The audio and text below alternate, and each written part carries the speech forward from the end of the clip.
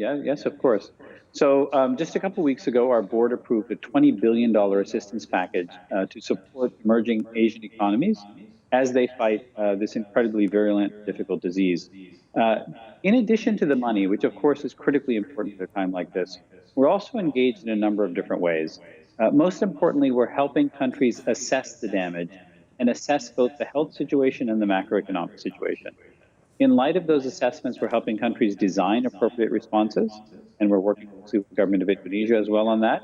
And then another thing that we're doing, which is very, very important, is that we're sharing best practices and lessons. This is a very dynamic environment.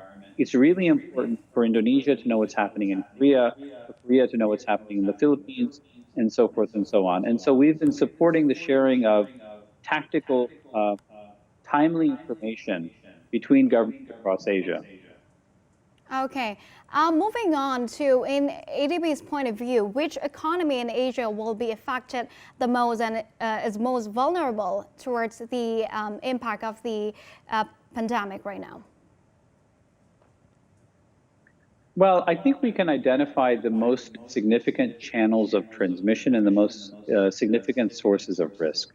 So in the first instance, if we look at simply the health side, while there's a lot that's unknown about this disease at this point that makes it difficult for us to be precise in terms of estimating risk, we do know that the nature of the disease, which transmits from person to person, means that dense populations, certainly populations where health standards may be more at risk, these are the places that have much greater health risk. In addition, the capacity of healthcare systems to deal with the influx of the ill is very, very important. If we turn our attention towards economic risk, then exposure to certain segments, such as tourism, which will be more damaged by this crisis, as well as exposure to demand in developed economies.